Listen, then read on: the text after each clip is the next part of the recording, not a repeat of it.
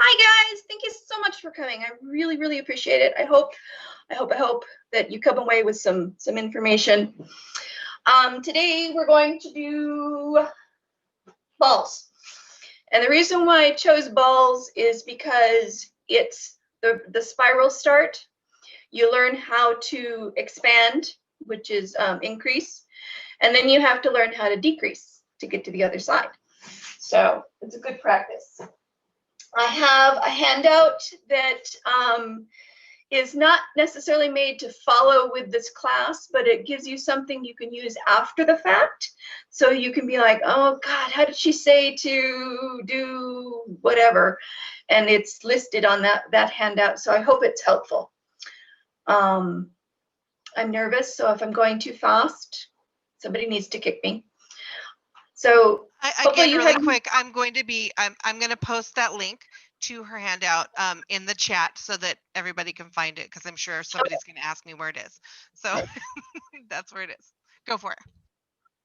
Yeah, you don't have to follow it along, but it'll definitely give you a good reference point afterwards. In it, I also list some videos that I liked that helped me.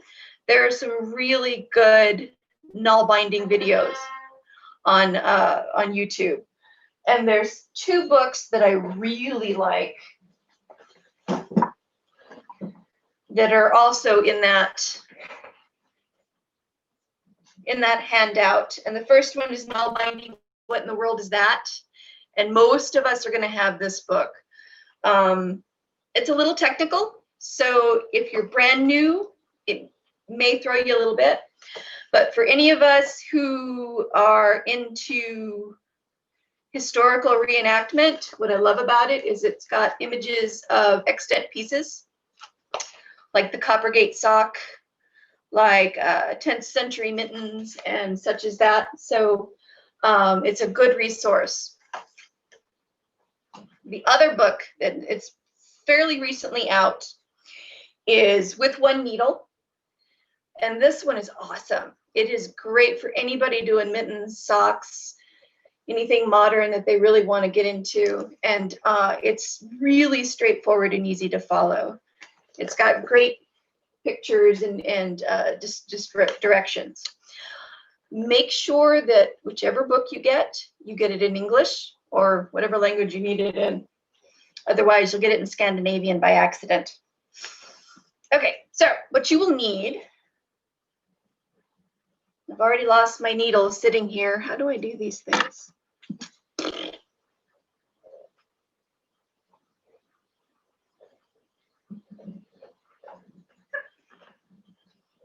Okay, so what you will need is wool yarn. Start with about a yard's worth and pop it. Don't cut it. You want your ends to be raw so that we can, when we need to add another strand, we're going to I'm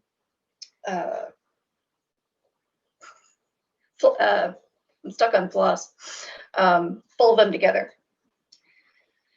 So take your needle, and in my handout, there's a really cool way that I like to do threading, and this will work for embroidery floss. This works for the tiny little needles and the thread that you hate. Say there's just barely a pop sticking out. Turn your needle in, push it through. If you learn nothing else in this class, I guarantee that will make you happy. Okay. So I don't want to get ahead of everybody. How do I know when they're all flossed up? I can have them let us know. So okay. Once you guys are to a point, just let us know that you're ready.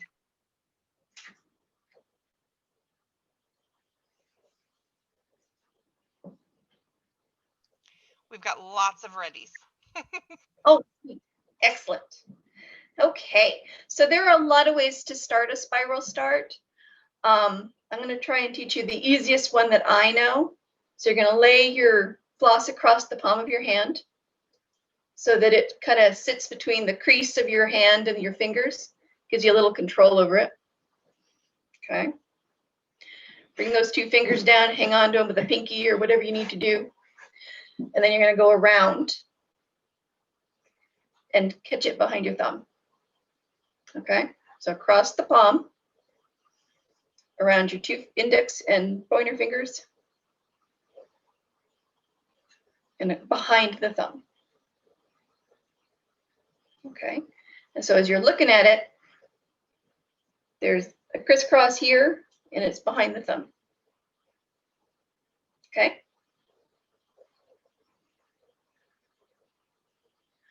So you're going to take your needle, and you're going to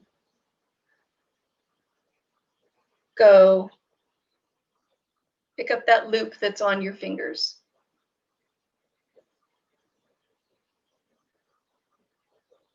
And draw it. I goofed. Had my mouth going. So.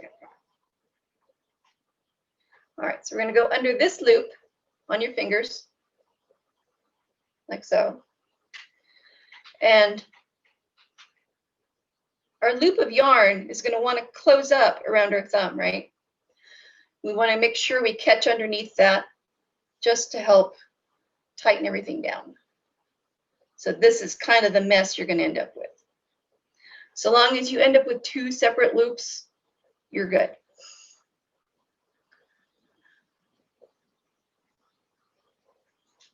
Does anybody need me to repeat that? Somebody say yes. Yeah. Yes. If you could do it one more time. Easy, easy. All right, let me take my counting ring off. All right. So it's hard doing it in reverse, right? So across your palm, between the palm and the fingers is the best place for me to put it. You have your tail. The end with your needle is your working end. This is your tail end down on your fan. So somebody's saying they're having trouble seeing the white thread with the white veil. Okay. So oh well, that'll work.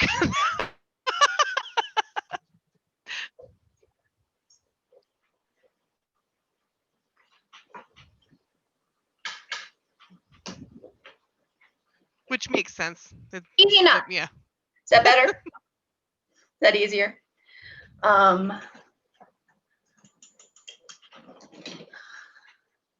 that help at all? Turning one light off? I never know. I got crappy lighting in here.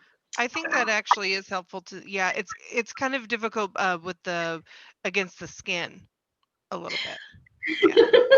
I know I'm so white.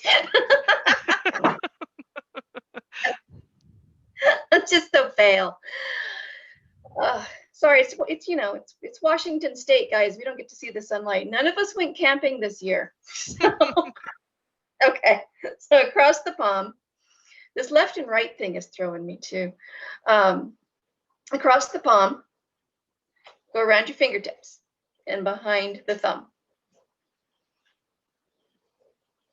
Okay, you're going to take your needle and you're going to slide it from fingertip to palm under that loop there, right? And you're going to draw it. It should come under the strand that's hanging over your thumb right now, so that when you draw it tight, it'll close over the tip of your thumb, and your string is actually behind this loop here. There we go, behind that loop there, loop on your thumb, so that all of this is in place. And you know you've got it right when you grab your tail end and you pull on it, and it pulls that bit closed around your fingers.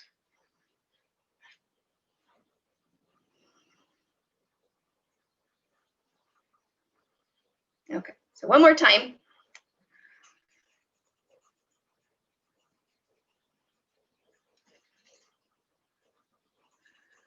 The other great thing about Nalbinding, except for maybe a spiral, is if you're doing a chain and your first 5 stitches look like heck, pick them out, cut them off. Nobody will know. Easy peasy. So, all right, cross the thumb around your index and middle finger and back behind the thumb. And then you're going to slide under that loop and under your working yarn so that you have that. So what you should end up with, as you pull your fingers out, so as you pull your fingers out, you should have one big loop that's sitting there on your thumb, and one little loop that's where all the tension is on one big loop coming off from behind your thumb, and one little loop that's attached. So somebody asked, do both ends, the one with the needle and the true end up at the palm? I was gonna say no, one is on the other side. Yeah. No, your needle, your working end, your needle end should come along the outside of your thumb, so that you've got your working end sitting in your palm, and your tail end sitting in your palm, and your working end is going to go along the length of your thumb. That's where you go. And you do that so that you can pick up that loop on your thumb. And this is the hardest part. This is where people throw their stuff in the floor and say, forget it. It's starting. Once you get the start, you got it, I promise. And if you don't master it today, it's okay. In my handout, there are several video links for you guys to use that'll help you practice. And I took several classes and I watched lots of videos. For some reason, this is not an intuitive task. I don't know why. The actual concept is pretty simple. We're just making loops and weaving them together with more loops. But for some reason, our brains fight this, and I don't know why. So if you're feeling frustrated or confused, it's okay. We all do, and it takes a while for it to stick. So one more time. Cross the bottom, cross your palm, around those two fingers, behind the thumb. Then we're going to go pick up the loop around your two fingers. And what you're doing is you're sliding it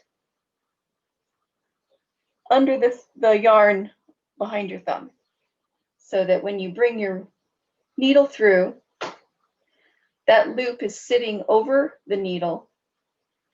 And as you tighten it, you'll get a thumb loop.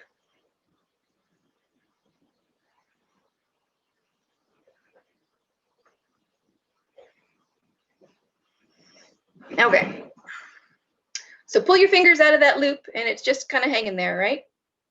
This is where the spiral starts. Let's see if I can do it this way. It makes it easier for you guys. This loop is changeable, right? We can pull on that tail, we can tighten it up. What we're going to do is we're going to work stitches onto this loop. And when we tighten it down, that's the beginning of your spiral.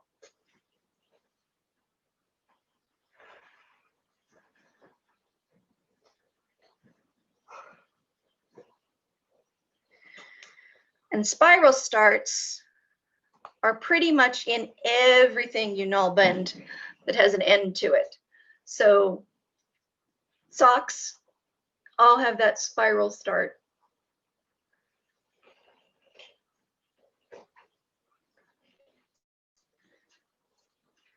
Mittens have that spiral start. So this little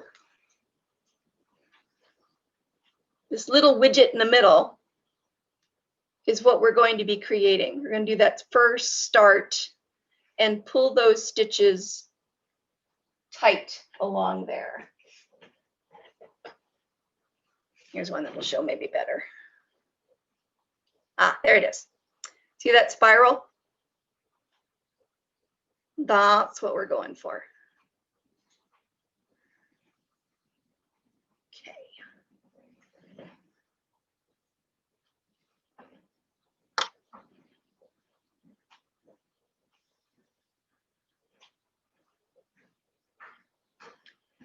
Okay, so I dropped it. I got this, no biggie.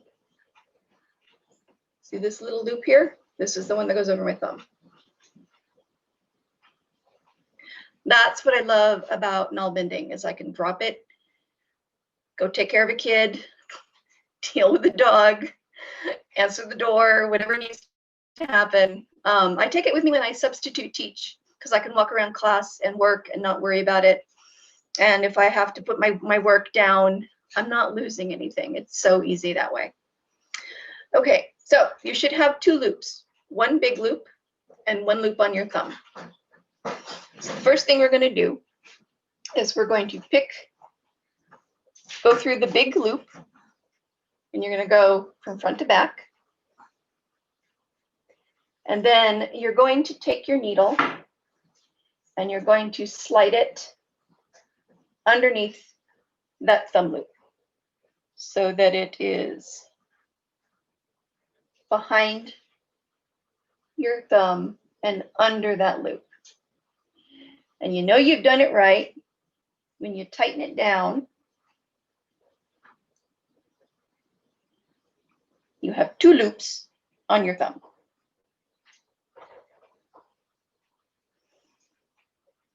Would it be easier if I went to a darker thread? I can do that. Yeah, if you have a darker thread. I totally have a darker We thread. can try that. Do I have darker yarn?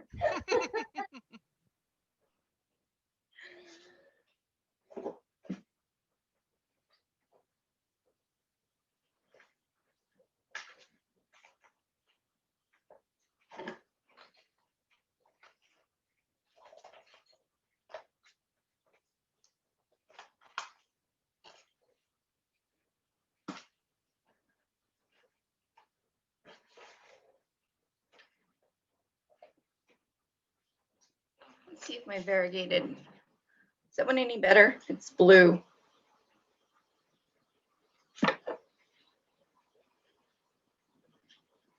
Does that work any better? Should I get something else? Yeah, that works better. Okay.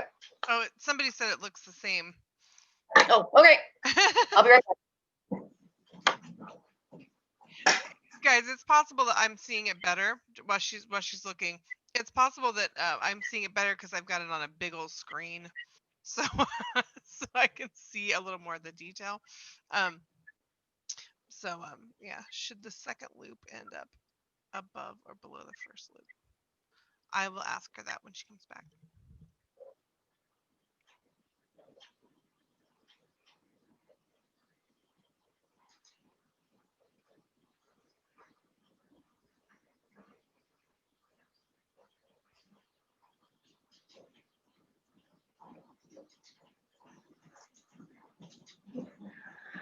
All right, guys. Sorry. How about a dark gray?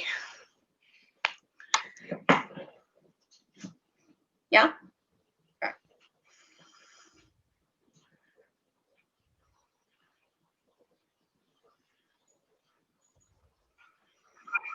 Okay. Working end, palm of your hand.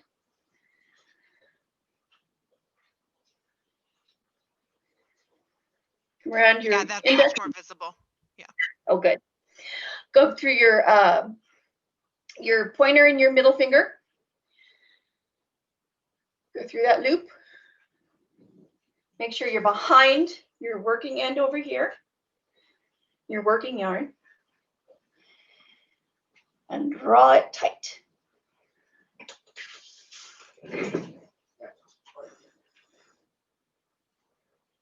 Okay, so you get 2 loops, a big one. Oops, I lost it.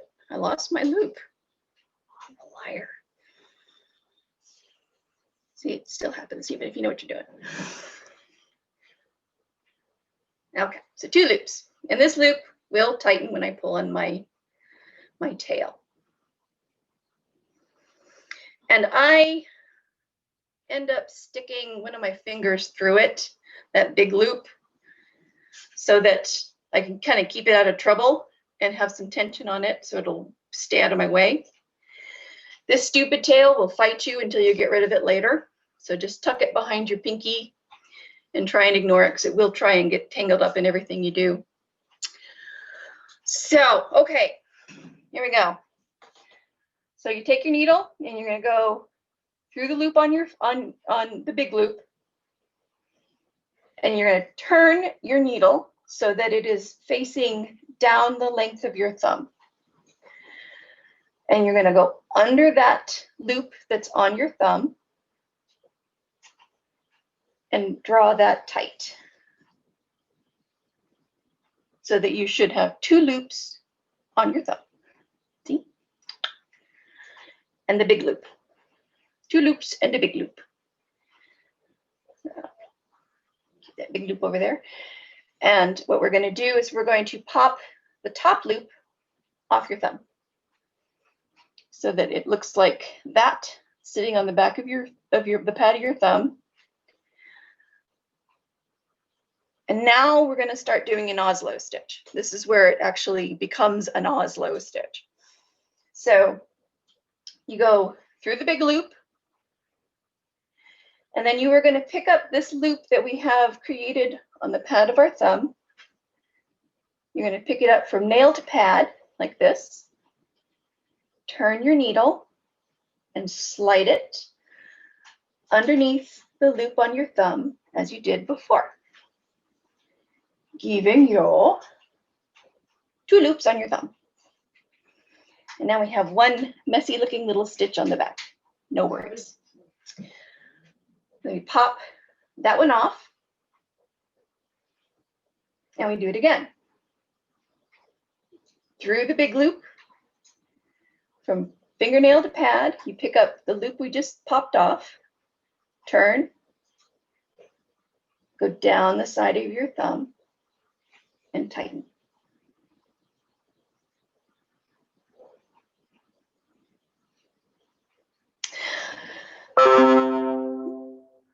My computer's beeping at me.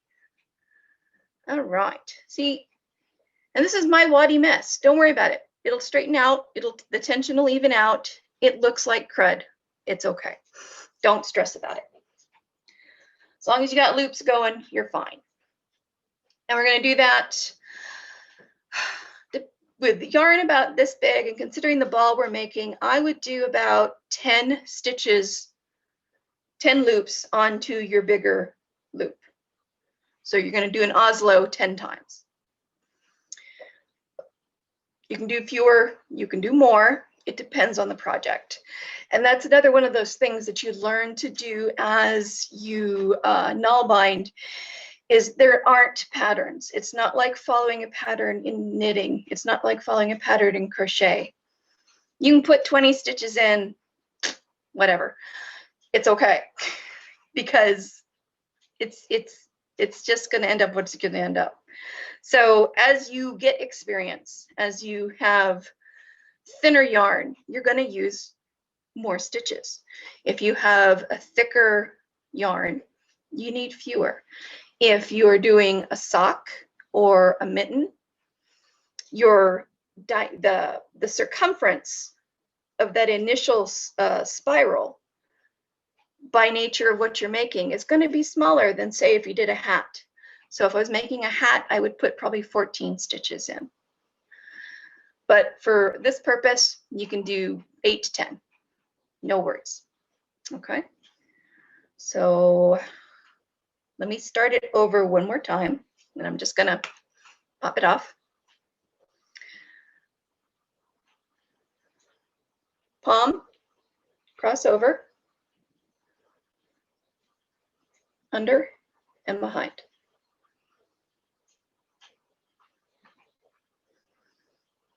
I'm going to take that loop off. And we're going to go front to back through the big loop. Turn your needle sideways and underneath that thumb loop. And I have my tail kind of cut up back here behind my pinky to keep it out of the way. And I'm going to stick a finger through my big loop to kind of keep it under control. Ah! Whew. Sorry, my computer closed. Okay, so we have big loop, thumb loop. You go through the big loop,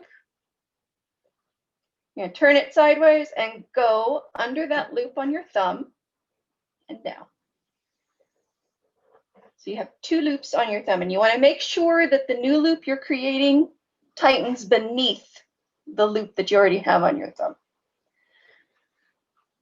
And we pop that one up. And then I'm going to do it 8 more times. So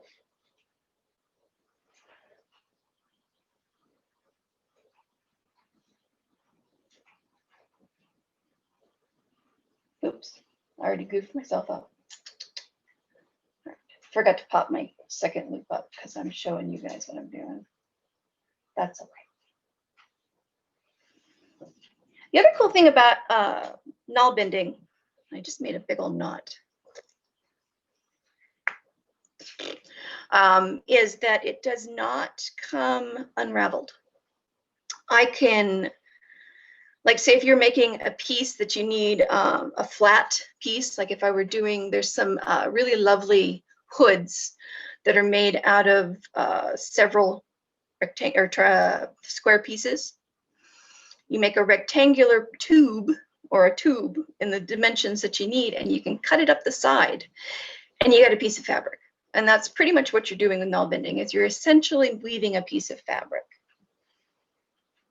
So you can cut pieces off. You can unweave the bits you hate. It's not that big a deal.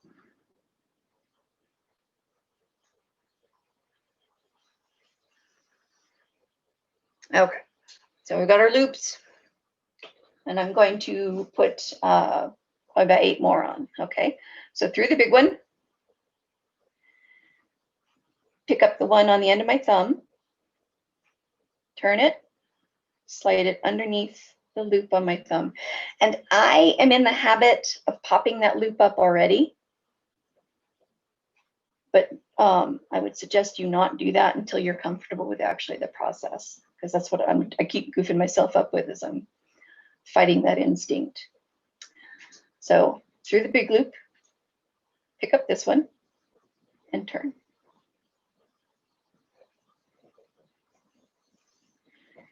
And again, make sure that new loop forms underneath the loop on your thumb.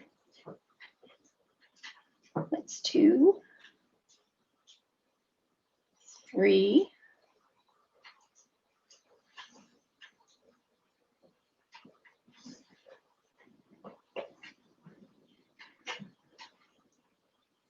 4,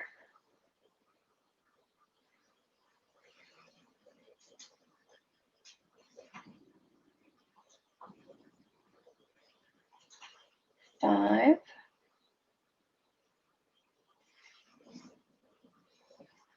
and even at 5, it's okay. It looks messy. It'll straighten out, I promise. It's okay if it looks like that.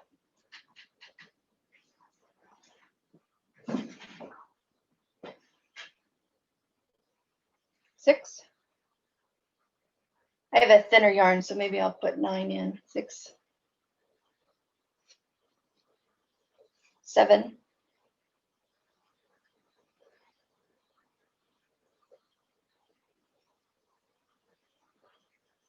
8,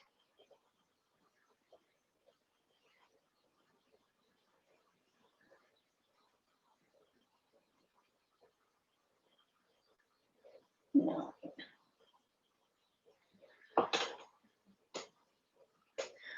Okay. I'm always sticking my stuff in my mouth. See, it's a mess, and it's okay, because watch what happens when I take this tail and pull on it.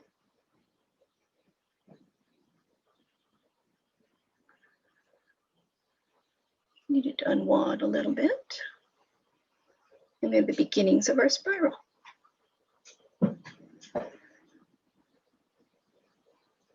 And you can see how it begins to work, because these are the loops that were on our thumb.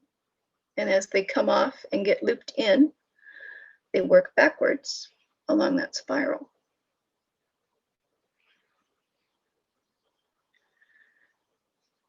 And then you just pop it back on your thumb with the last loop that's in there. So somebody said they're not sure what you're doing to make the 10 stitches.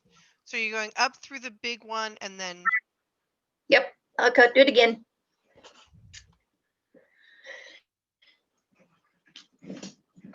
Incidentally, if you have cats, they're going to love this process because you're going to have lots of these thrown in the floor.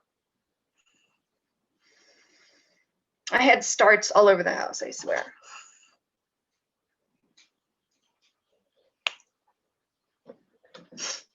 I know it's itches.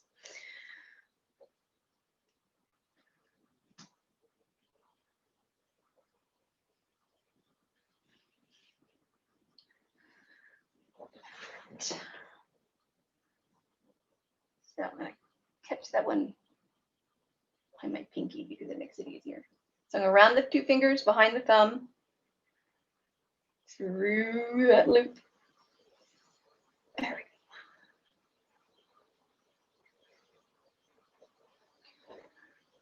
go. All right.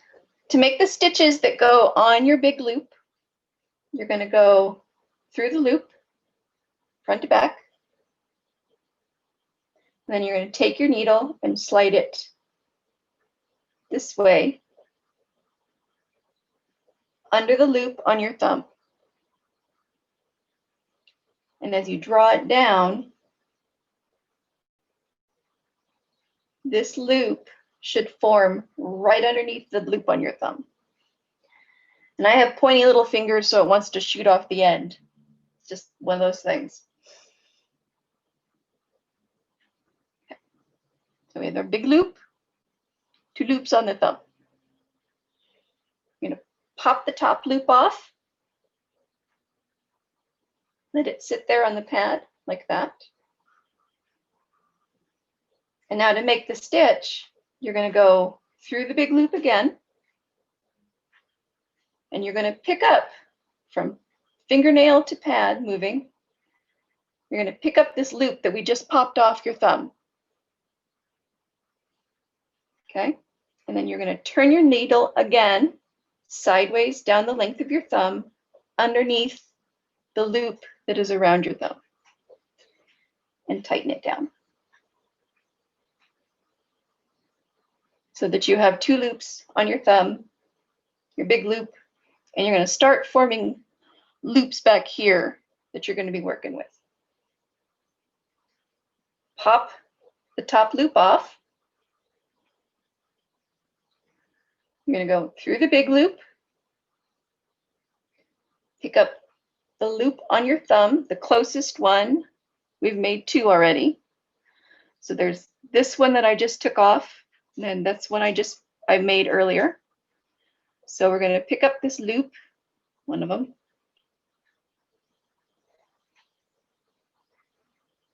I'm going to pick it up like that. We're going to turn the needle and slide it along the length of your thumb and tighten down.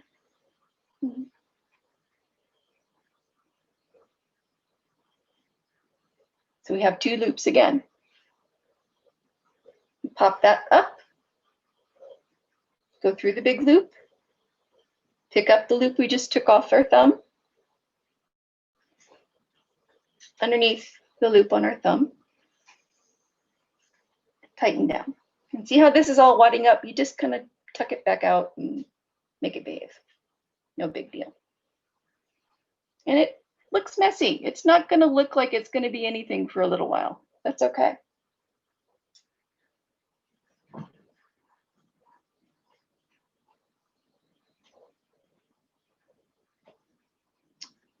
So through the big loop, pick up the last loop on your thumb tip. Ooh, I did it again. I'm terrible about talking. And all right. I forgot to pop that loop off the tip of my finger. All right.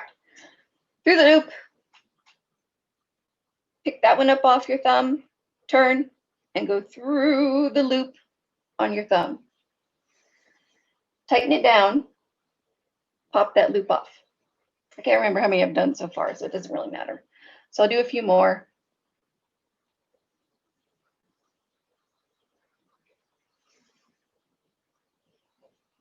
And I've got this finger holding the big loop kind of out of the way and tensioning it so it doesn't get all wound up in everything.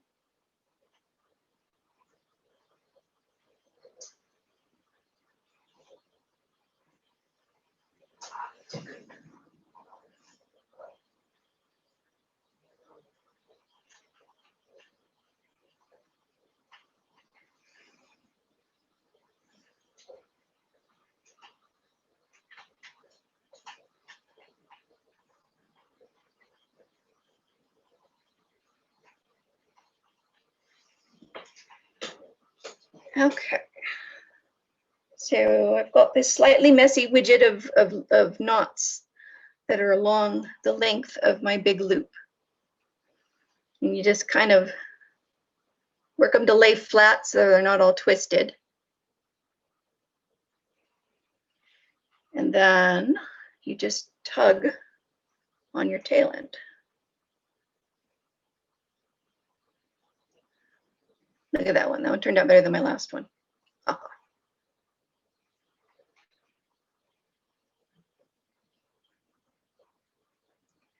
And then this is the loop that goes on the thumb.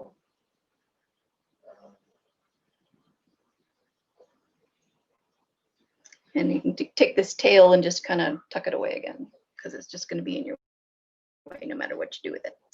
Once you get a few stitches, few rows around, you can weave it in and cut it off. All right, so how are we doing? We had any rage quitters yet? That was me with card weaving. It really did end with me just kind of wadding it up and throwing it in the floor for my first class. So. Somebody says they're very glad they're muted. And that's great. And then somebody else says they're doing great. So okay. Yeah. Again, like I said, it's okay. It takes a while for this to sink in, and I don't know why it is, but it was that way for me. And those videos that I shared with you guys in the handout will help a lot, I'm sure.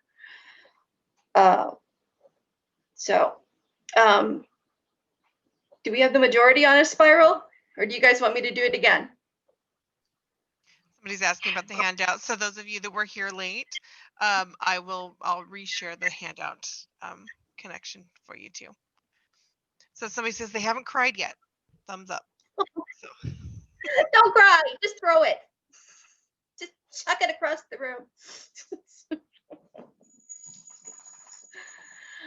Okay, so do we want to continue with the spiral, or do you want me to start that part over again? What works for you guys?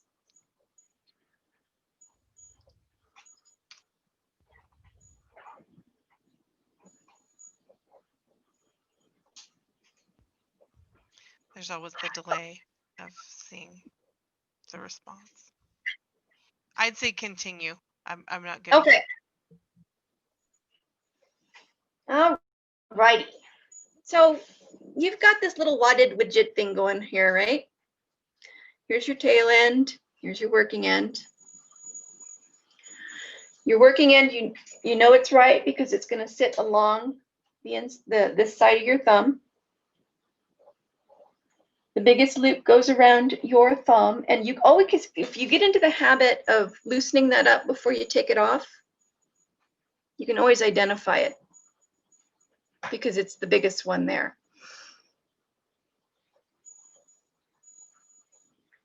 And it makes it easy to find. So we put it back on our thumb, and we've got a hot mess, and that's okay. So I'm going to take this and tuck it back behind my pinky. And now we've got the spiral. And you see this loop here? That's what we're going to start picking up soon. Okay, so we look at the underside of our piece. And my camera is so not going to pick this up. And you pick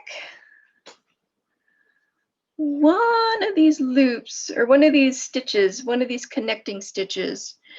And at this point, it doesn't matter really which one, just whichever one is lying horizontal for you, okay, in that spiral.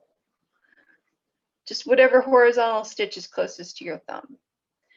You're going to pick that up and you're going to do exactly what we've been doing all along.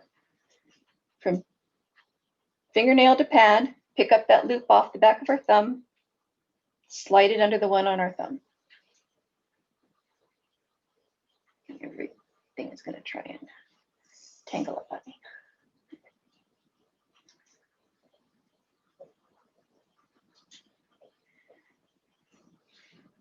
And then you pop that loop up. And you're gonna have to keep tugging on that little tail because it's gonna want to loosen on you until it's all kind of tensioned into place.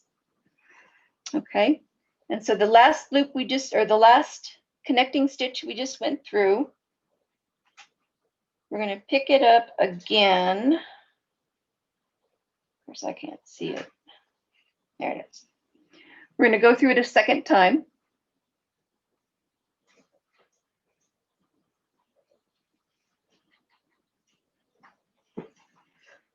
Pick that stitch up off our loop, off our thumb.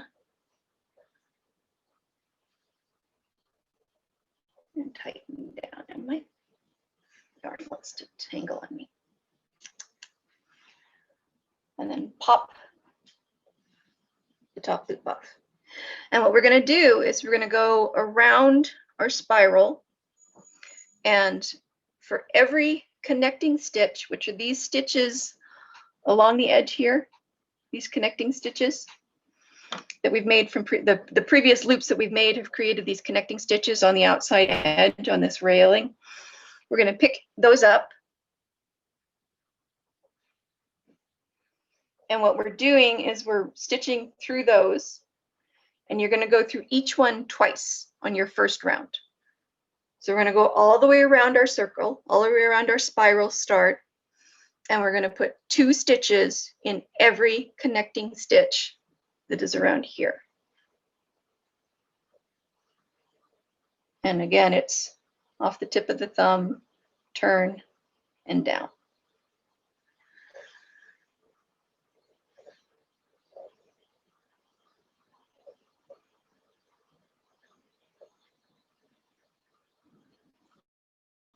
I need to turn my light on.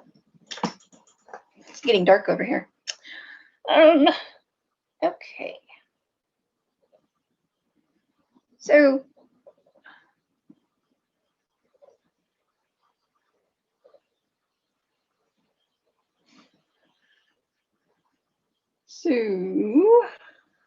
there we go. That's a connecting stitch. We have a couple of questions. Is the next connecting stitch the one to the right or to the left? So I guess which direction are you? You're working on the outside of that loop, so it would be the one to your right. Assuming you're not left-handed and doing it left-handed. Right. The other question is, are we going through twice to increase? Yes. For increasing, you go through a stitch twice, and for decreasing, you're going to bring those 2 stitches together, but don't worry about that just yet. That way, we're increasing the dimension with 2 stitches in every connecting stitch. And that's what it starts looking like. And once you get 2 or 3 stitches into your connecting stitch, it's much easier to figure out where those stitches are. See, they're right there. These are the connecting stitches. That's a connecting stitch, and they're going to go around the edge. So we're working our way around this particular spiral. And you know you've gone all the way around because you can see the beginning of your spiral with this little tail end.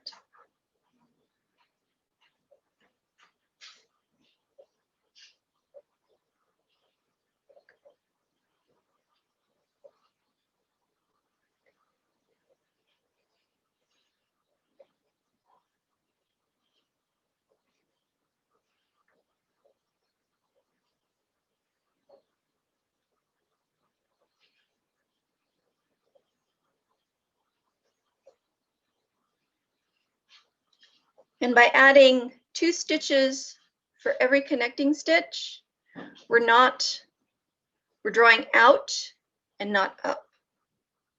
So think of it like a bowl. We're starting with the plate. So if you continued in that manner, if you kept going around your spiral, adding 2 connecting stitches for every 2 looping stitches for every connecting stitch, sorry guys, it'll turn out very flat. You'll create kind of a placemat sort of thing, because we're not adding depth, we're just adding width. So that first one isn't going to get very deep. Now, if I had stopped here and just started doing 1 stitch for every connecting stitch, it would start going up. So the 1-to-1 stitches is where we get height, and the addition of a stitch is where we get width.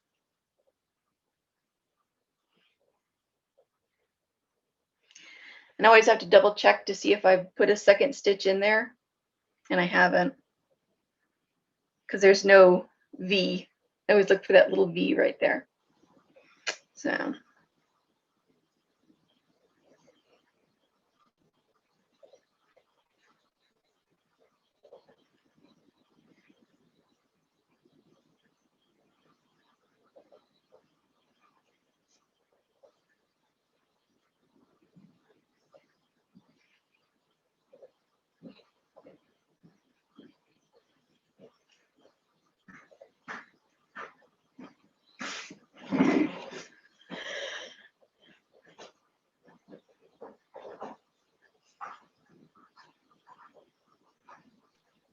So we do have a question when you have the opportunity.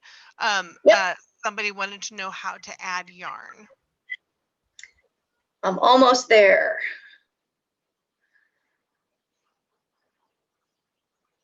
In fact, I can do it right now for you because I just unthreaded my needle.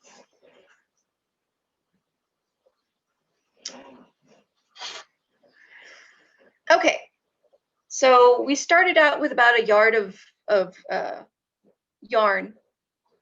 From here on, you can do longer lengths, 2 to 3 yards, whatever you're comfortable with. Bearing in mind, the more you have to tangle. All right. So you're going to break yourself off a piece of yarn, the length of yarn you want to use. And one of the silly mistakes I kept making is at the very beginning of a project, I kept adding my new yarn to the tail end instead of the working end. So double check and make sure you got your working end. So we've got this is why we use wool. So I'm going to take my needle and I'm going to floof the ends up. Separate them, get them as fluffy as possible. Okay. Now, you're always invited to spit if you like to.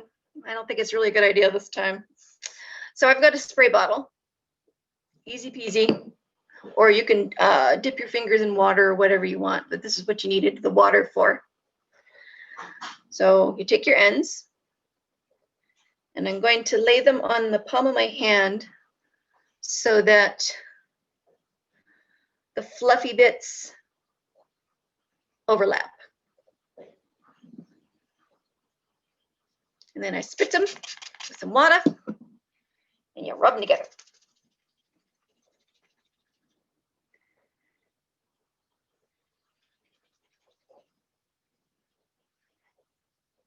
And you rub above and below that join.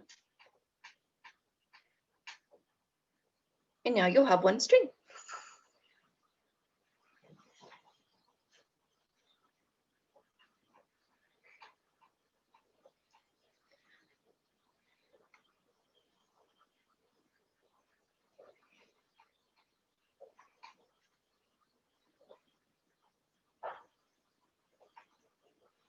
So we're felting them together is essentially all we're doing. If you have experience in joins in regular knitting and you're using an acrylic, you're going to have to use a knitting join. And I don't knit, so I'm not very good at that.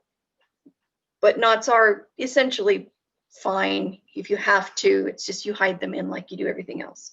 But that's why we use wool.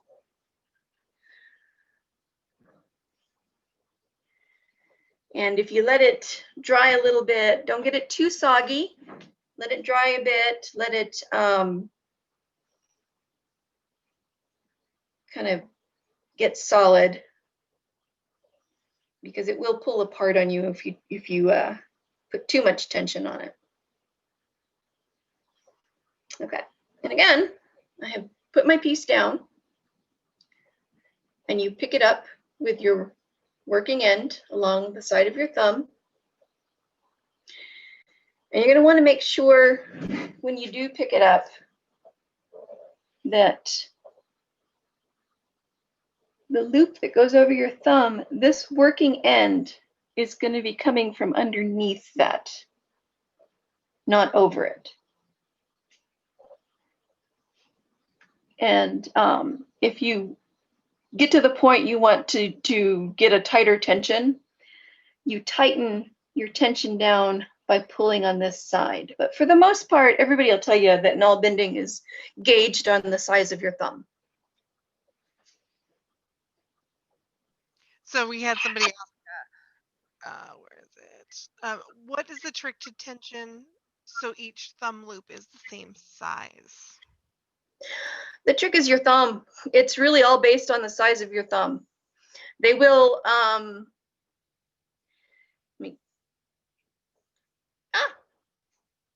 yeah, see, I pulled mine apart because I got to talking. If you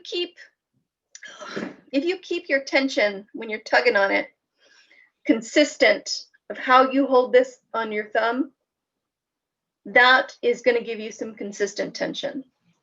If you decide that you have two big thumbs and you don't like the size of your loops, no biggie. If you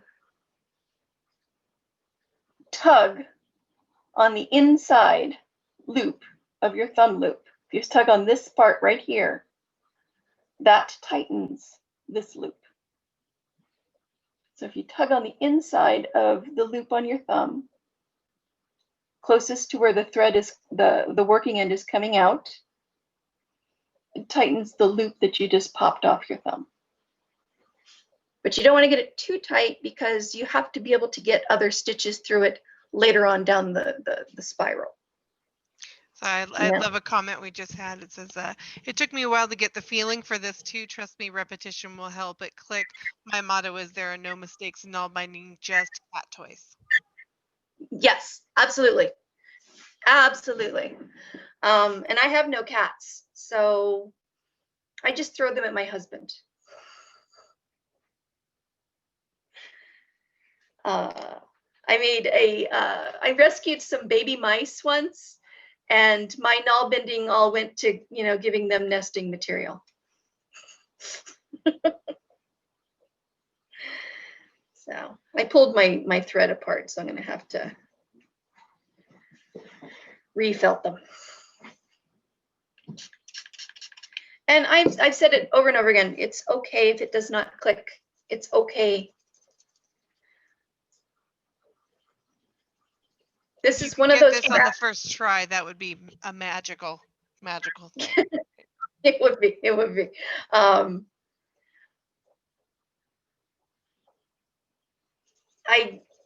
I cannot explain why it isn't intuitive, and I don't know why, because it really is a simple concept. You're just creating these loops that interlock and just weave together. You're essentially making a fabric. But for some reason, our brains fight it, and I don't know why. I really don't. Let me shorten my threads up so I'm not fighting my length. So there are some fancy needles out there that have like bigger eyes drilled into them or two eyes drilled into them that you can weave more yarn through. And to me, that just seems like more opportunity to create knots. So use at your own discretion, I suppose. Okay. Now, as I said, if you're working, this little opening is going to want to try and loosen for you. And so you just keep tugging it down until you've gone around a couple of times, and then it'll stay put. So someone says, I have a fringe of loop ends sticking up just inside the outer edge. I'm sorry? They said that they have a fringe of loop ends sticking up just inside the outer edge. Are you asking if that's correct, or are you asking how to fix that? Dang it, I keep pulling my thread apart. I wonder if I don't. I might not have wool in this particular I was going to say it might skein. be acrylic.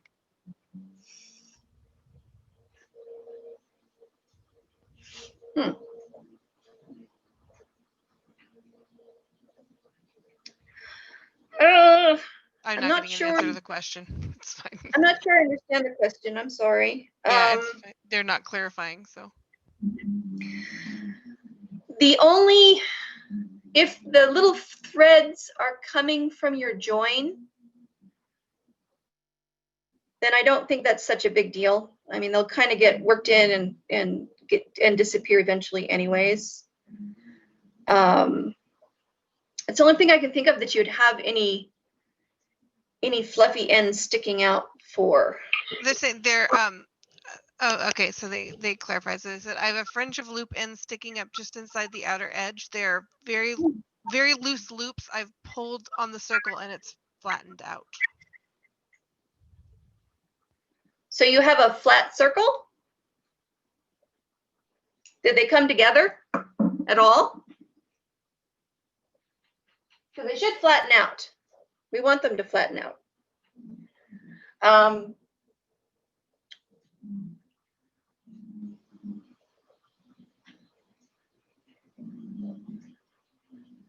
not, let's see.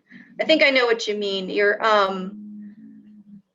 the loops that you created around the bigger loop for your spiral seem loose? Actually, they said yes, thanks. I was less careful with it and just yanked them into place. So there you go.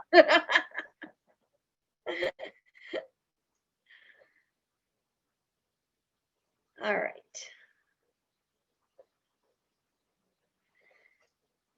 Yeah, sometimes brute force just works. I mean, it's okay.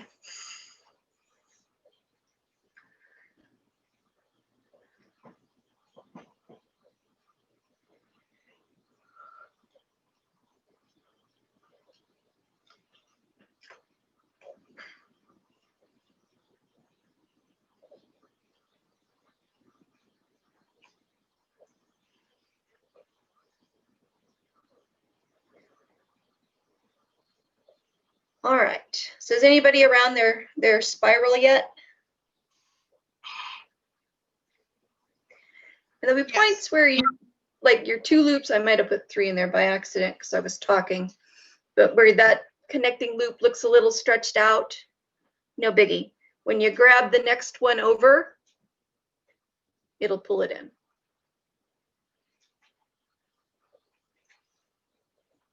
Okay, so for you that have gotten ahead of me and have completed your first round, the next round, the next row around your spiral is going to be 1 stitch and then 2 stitches in a connecting row. So you're going to get 1 and then 2 and 1 and then 2.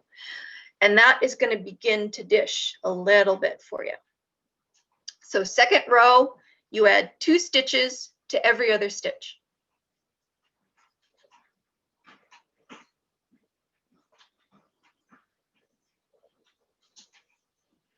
You can see I've got this little loop sticking out.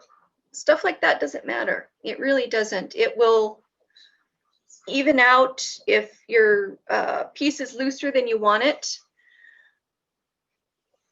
Wash it a little bit gently in a warm sink of soapy water and it settles down. So You can make a piece really huge and felt it down if you're any interest in that. A gentle wash once you're done with a piece will make those loops settle into place more tightly.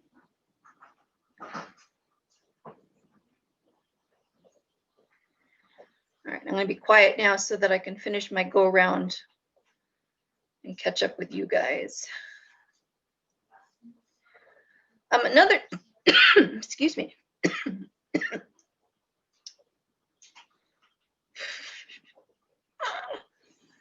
Okay, another trick that I use to keep everything from where it's supposed to be is my fingertip and my thumb come together between the loops I've already created and the one I'm working on. And I keep those together. Those are my little gatekeepers. And one of the confusing bits about doing Nalbinding is that there's just this wad of stuff going on behind your thumb. So when you pick up a connecting stitch and you go through the stitch on your thumb and you turn it to go under the loop on your thumb, there's this whole wad of mess that's going to be behind your thumb. So if you keep these two fingers tightly together, don't pinch them and give yourself finger cramps, but don't let anything pass. If you do that, then this mess of yarn passes more smoothly behind your finger and thumb.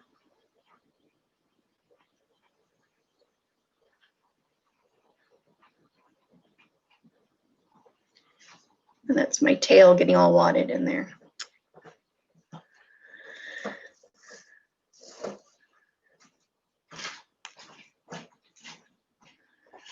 So by keeping those together, keeping them pinched, the mess that goes on back here will kind of stay under control.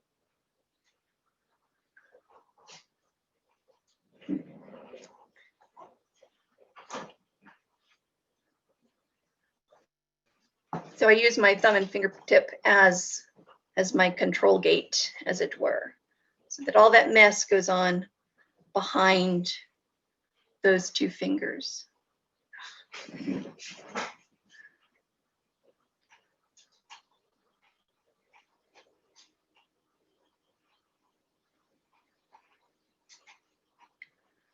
Okay, let me put in a few more stitches and I will be caught up with you guys.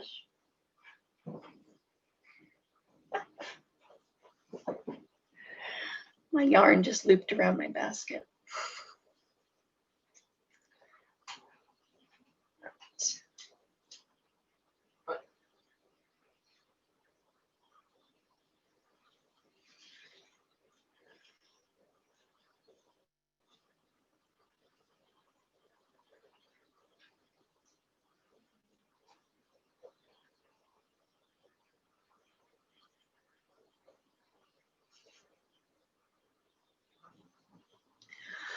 And I'm also legally blind, so I do a lot of my stitching by hand, by feel, which is also why I'm glaring at it so ferociously. It's that connecting stitch I have to look at. So somebody said they're having trouble figuring out where the row start is, where the next row is. Okay, so if you turn your piece over, it's not an exact science.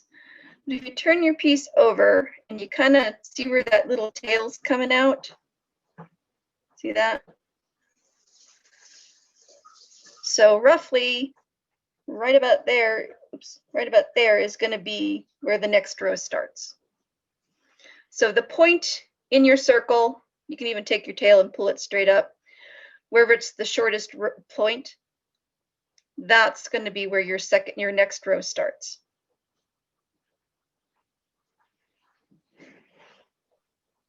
So your tail is your indicator. Yes. Where it's closest to the edge. And if you're off by a couple of stitches one way or the other, it really does not matter.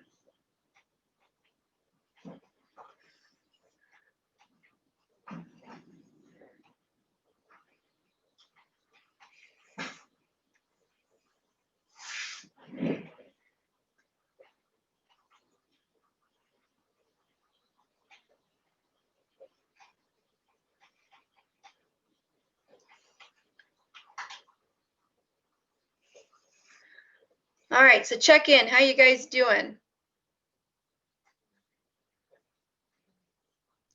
Somebody says Nalbinding, fake it till it fits. Yes, or give it to somebody shorter. So somebody says they're good. Somebody says in the second row. And somebody Excellent. says my loop keeps sliding to the bottom of my thumb. So like down here.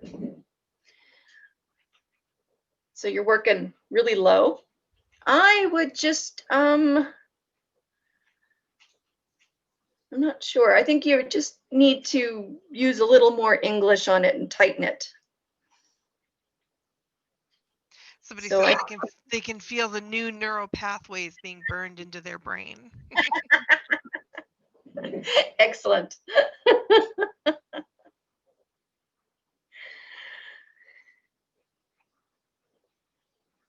Okay, so for say a hat or mittens or socks or anything that is going to slowly grow out, you should be catching on to the pattern now. So the first time round, we put 2 stitches in every row.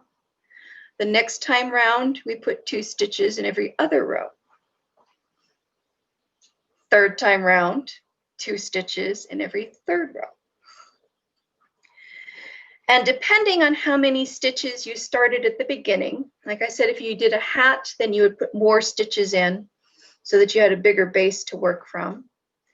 Unless you want to do a very long pointier hat or one that does that little coney shape to it. You just keep going with that pattern. And by the third or fourth row, you should have a gauge of how big, how wide your piece is.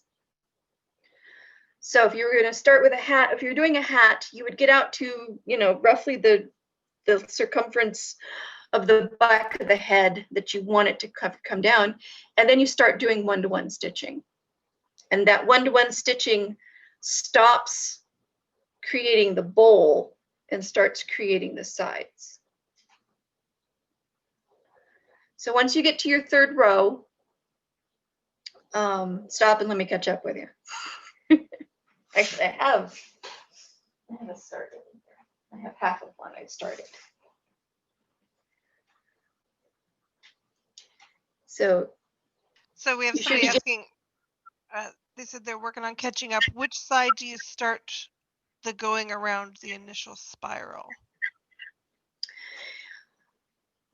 You start, it should come off your thumb. It should be sitting off your thumb like this, so that it's the opposite of your fingers.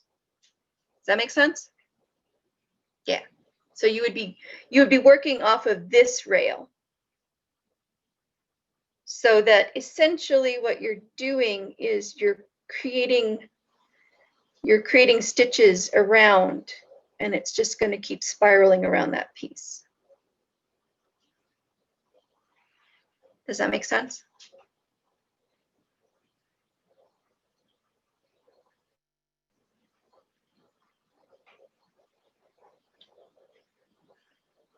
So for our purposes, 3 rows that have sorry, somebody said looks like loops, not braid. Yes, it's loops. It's definitely loops more than a braid. Yeah. Yes, though the finished piece can look kind of braided.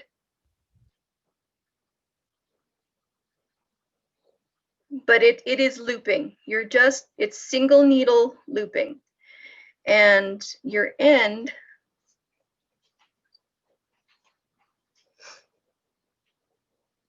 see how those stitches kind of are large towards the end and they tighten as they go around the circle? So the big stitch, the big loop here, right, is the one that goes around our thumb. And then these following loops are the ones we're working with and that we're creating as we're going. So as we use them, as we put a stitch into them as a connecting stitch, as we run our needle through and twist and go down our thumb, those tighten up slowly. So you get a much tighter weave as you go. So it won't stay as loose as the initial stitch on your thumb looks. So the other question I had, I believe I had the answer, but I just wanted to clarify. I'm not going to answer the question for you, in case I'm wrong. Is the tensionable loop should be the newer bottom thumb loop, but it's actually the one behind it, right? It's the stitch that you've just done. It's not the one that's on your thumb. The one on your thumb actually is sort of the guide for tension, but you can tighten your tension as you get more comfortable with the process. Don't stress about tension right now, but say you want these loops are messy or you want to bring them down by pulling. Let me loosen them up so it makes sense. Okay, so this is my thumb loop, and this is where it reaches the piece that I'm working on this side of my thumb, on the inside. If I reach up and tug on that side, see how that loop gets pulled in? That's where you can work your tension. If I pulled on this side, I'm just going to pull my working thread out and up, which is great because now I can find my big thumb loop. There's my big thumb loop. I just stick my thumb through it and tighten it down.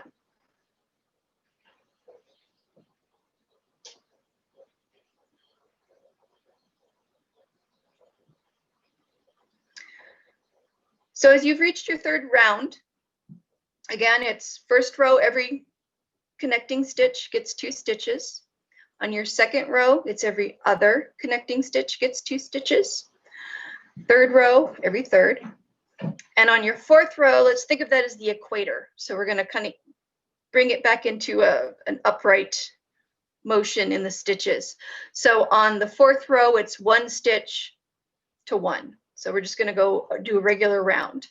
No adding, no subtracting.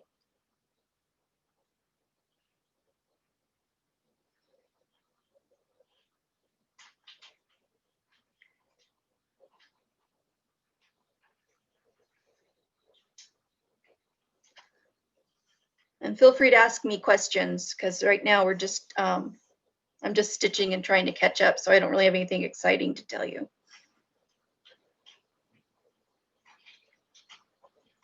I think there's still fingers. So.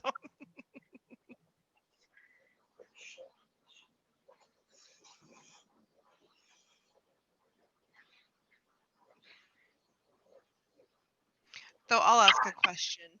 So just Okay. to clarify, when you say like place 2 stitches every third, that's so you're placing a stitch, 1 stitch in one, 1 stitch in one, and then 2 stitches in one, right? Yes. Okay. Right. I just wanted to make sure that I was clear on that one. Yeah, we're not skipping. No skipping yet.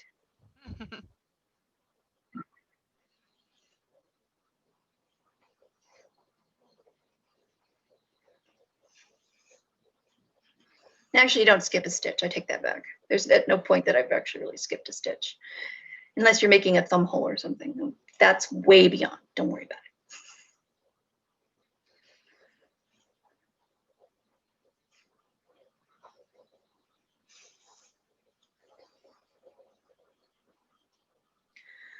somebody But I asked, think, sorry, of course we got a question. Just this, no, go ahead. they said Oslo stitch is also known as. Oh, Oslo. I don't know what the other name of it is off the top of my head.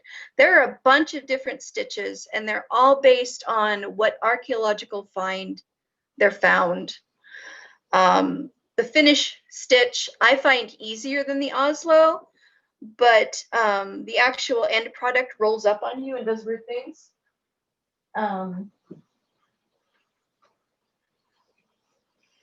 Like these socks I'm working on for a friend are in the Finnish stitch, and yeah, they want to twist. That is the natural state that that particular stitch wants to do. It's just the way it is, but it's a faster stitch, and it has more spring to it laterally. So I can't remember off the top of my head what the other name for an Oslo stitch is. Forgot what I was saying. Oh, archaeological. So I've lost it. I don't know. Oh, I know where I was going with that. In Hansen's notion, it is UOUOOF1. Oh God, Hansen makes me crazy. It's a man trying to put some kind of formula to a handcraft that I think has a lot to do with the individual artist. So yes, it's the UU. There's connecting and over stitches, and I have never quite figured Hansen out. So maybe my dislike of him is because I just don't get him. It's entirely possible. Just me being a snotty bitch. But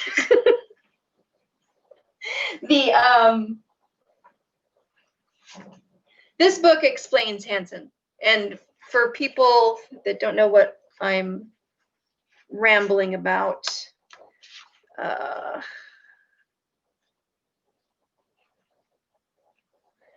there are notations that archaeologists use and textile archaeologists use to explain which loops are being picked up and whether you're going over or under them and which you're connecting. And Hansen has a specific description of how those work. And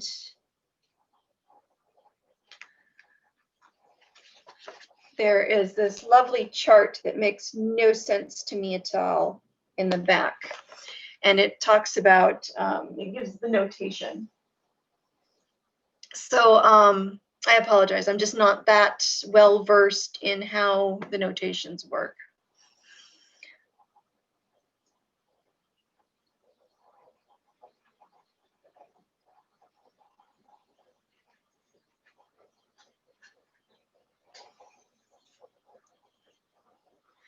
It refers to how many loops are on your thumb, how many loops you're picking up off of your thumb, and how many connecting stitches you're acquiring, or what you're grabbing up. So to me, I really think, and this is all my absolutely uneducated point of view on this one, is that it really depends on the individual person doing the stitching, as much as it depends on how big your thumb is. There are so many possible variations in Nalbinding, whether you are picking up, like one of the variations is you can pick up a new connecting stitch, grab the last one you used, and then stitch, which makes your weave tighter, which makes your process thicker. instead of just picking up one stitch, you can pick up several loops off the back of your thumb. There are various stitches that use different amounts of loops this way. There are other stitches where there are several loops still on your thumb. And all of those tiny variations can be as individual as the person making them. The difference is you just have to be consistent.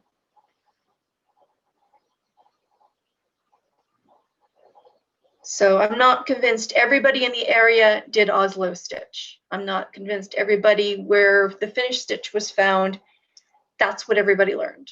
I think that's just what that particular grandma taught on down.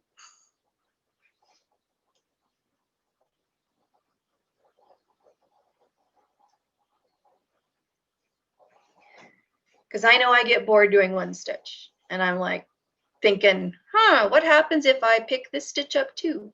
What happens if I pick up this loop? I have been told that you can mix stitches in the same project to achieve a different effect. I have seen projects done where one row of stitches is Oslo and the next row of stitches is finish, which counteracts that twisting that I showed you that the finish stitch likes to do. And it gives you stretch both vertically and horizontally. So there you go.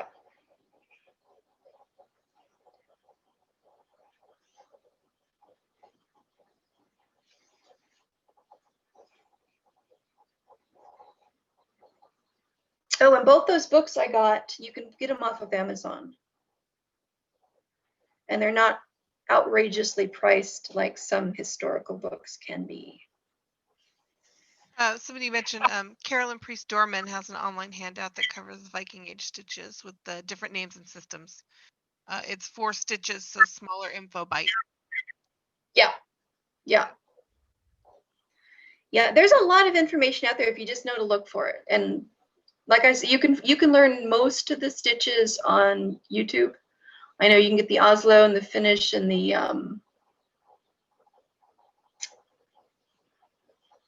I'm stuck on Hammond. I don't know what that one is called.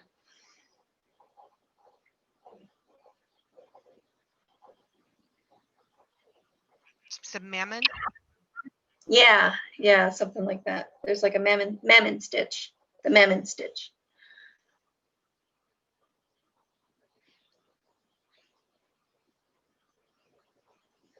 So essentially, you can get as absolutely complicated as you want or as simple as you want with Nalbinding.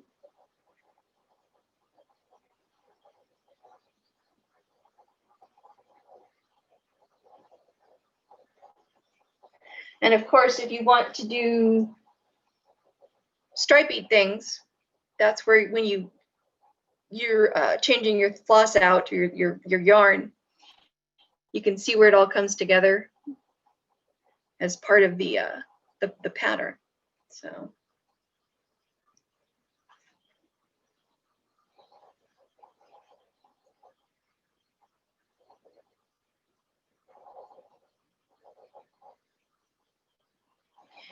And if you look, well, I've got it.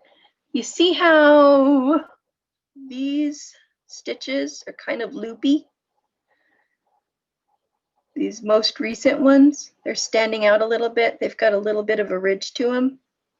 And as you get further in, they'll lay down. That's the tension of adding or using those loops, because as I push through this one, the thumb loop or the working loop off my thumb, if I tug on it, these tighten back down. So my point is that if it doesn't look perfect right off your thumb, it's really not going to. It really probably shouldn't. Otherwise, you're going to have some really big issues with tension. It's going to tighten up so much that you're going to have a hard time getting your needle through at some point.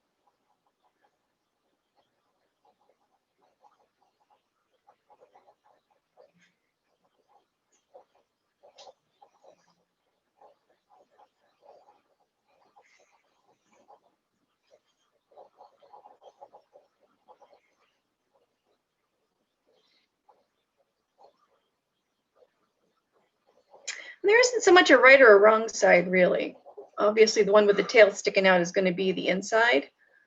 But when you get it done and you decide you like one side over the other, it doesn't matter.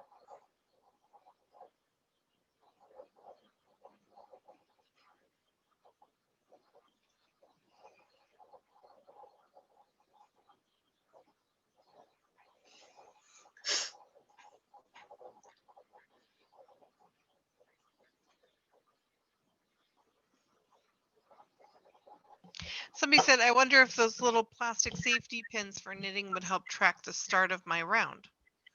So that way they can You can tell. use that. Yeah, I mean, whatever makes it easier. There's really no wrong way to cheat. I have one of those knitting rings that you use to count your rows. And if I have to put down, like if I'm doing mittens or socks, I work them together. So I'll do the spiral start, and then the spiral start, and I'll go a couple of rounds, I'll do another couple of rounds. Otherwise, mine will never match. That's just me. I'm a hot mess. So if I put one down, and I have to remember that I added a stitch every fourth round or fourth connecting stitch, then I mark it on my ring, and then I'm fine. That's my cheater way. So.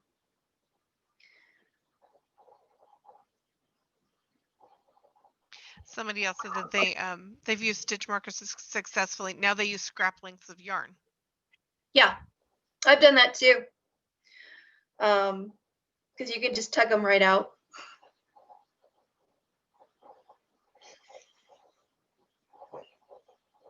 But it also gives you something else to try and tangle into your project.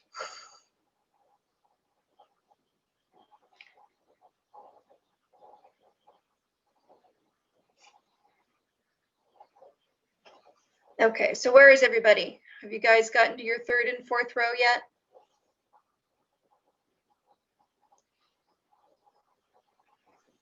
Because somebody finished the third row, somebody else, and somebody starting the third row. Somebody says, I made it to the equator round. It's wobbly and ugly, but I know what it's supposed to be doing. So it's practice. Great. It's practice, practice, practice. Wonky and ugly is perfectly acceptable. We've got somebody else who just finished the first row, which is also Excellent. progress exciting. That is fine, not a problem.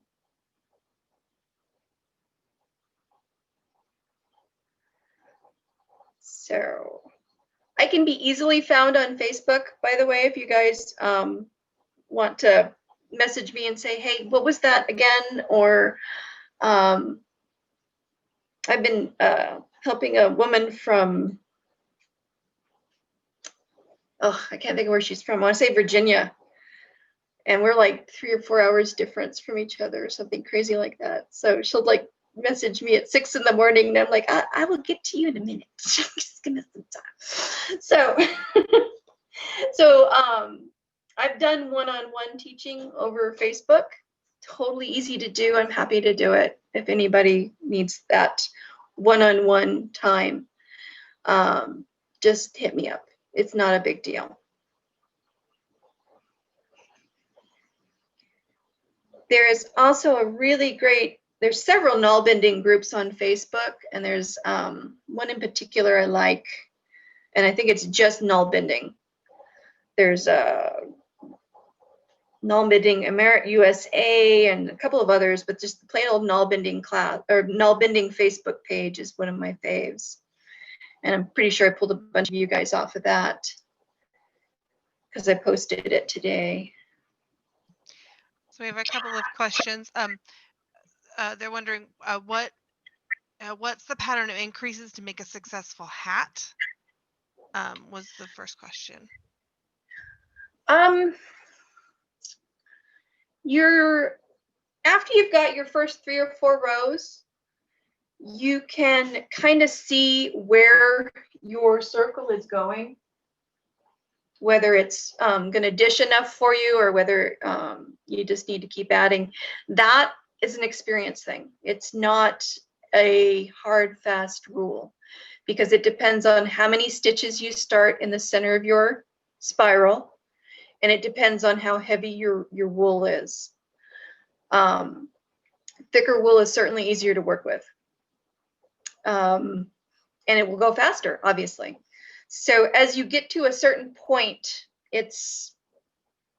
you want it big enough that it'll sit over the crown of your head. And then once you've worked that out, and it's, like I said, it's every, on your 4th row, you can add on the 4th stitch. Every 5th row, you can add on the 5th stitch. And that'll give you that really slow domed curve. If you want less of a curve and more outward motion, you're going to add stitches less often. Yeah, no, more often. Come on. Sorry, more often. So the more stitches you add, the wider it's going to get. The fewer stitches you add, the more it's going to draw itself in. So if you want something that's more skull-like, you're going to follow the add 1 every other stitch, add 2 every third, you know, based on the rows. So on the 1st row, you're going to add 1 every stitch. On the 2nd row, you're going to add 1 every other stitch, and so forth. And that gives you that curved dome. If you don't want a hat that stands up or has that's going to fit closer to your head, then you're going to use more stitches. You're going to add more to it. So say on the 3rd row, you're going to add 2 stitches every other until it gets to the size you want. And I think that's one of the things that's most aggravating about Nalbinding, is that it really is about the Nalbinder. It's about your experience. It's about trial and error. And that's why I keep saying error is okay, because we don't learn anything if we don't fail it. So all I can say is you got to be kind to yourself. This is just one of those things that you have to learn how it works for you. It's my son. So there, I guess my point is there just isn't a formula. It all depends on the shape you're looking for and the size you're looking for, how big your thumb is, how thick your yarn is, how many stitches you started out with on your spiral, how few you started out with on your spiral. All of those little factors play in. So. The other question was, how does sizing work for slippers or stockings?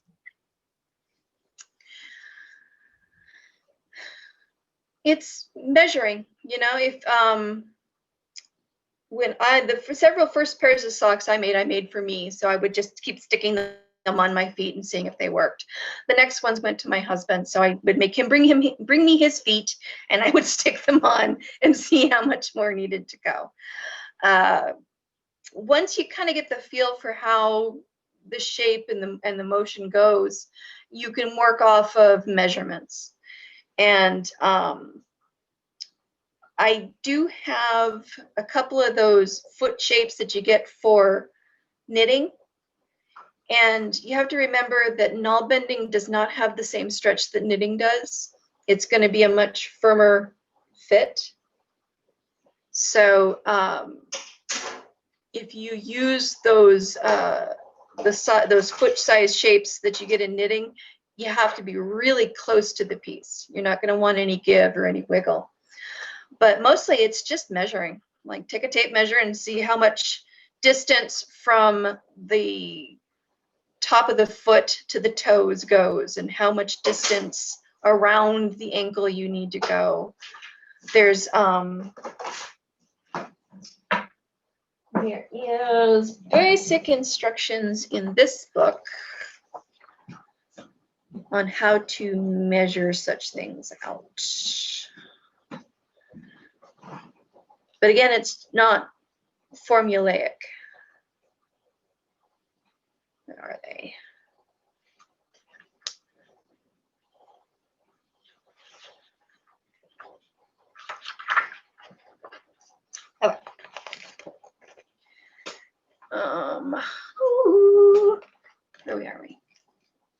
God, I suck at this. Okay. There it is. Okay. So you see how on this page, you've got your measurements. God, I can't even do this. From heel to the top of the foot.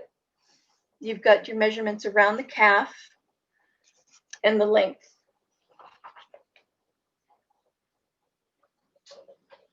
And that is all you really get. Like I said, it's not formulaic.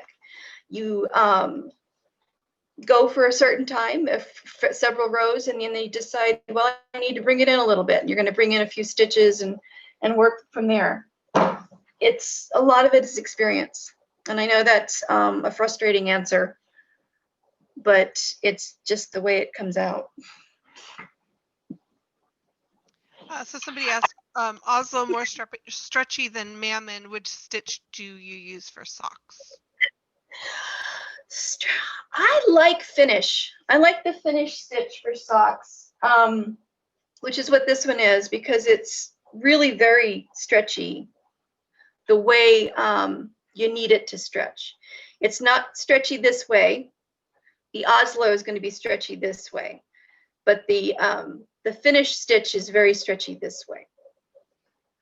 So I think a finish stitch would be good for hats, socks. Oslo works great for mittens because there's not a lot of stretch needed in necessarily a mitten. So that's my personal take on it.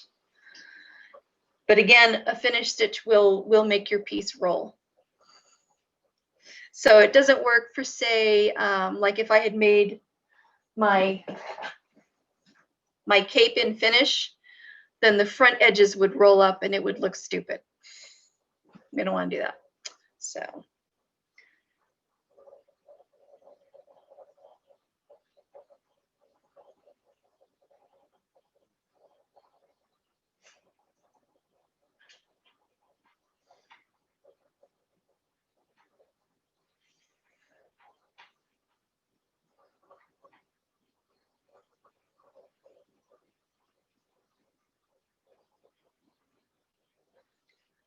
So I'm working on my my equator row. So it's the 1-to-1. And I'm going to make a smaller ball because I'm way behind you guys.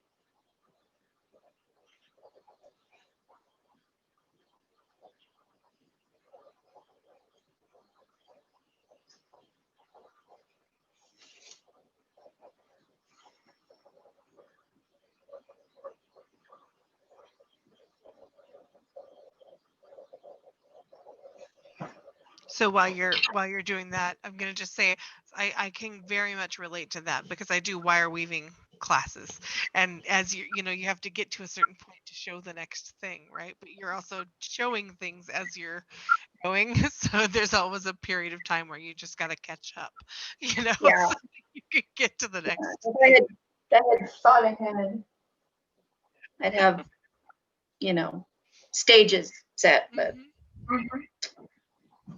no. That's not how it went.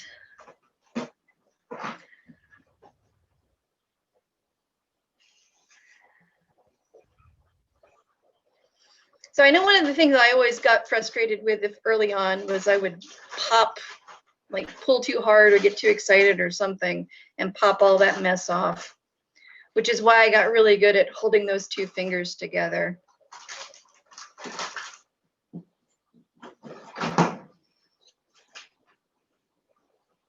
But really, it's okay if you use the descriptive hot mess when it comes to your projects for a while.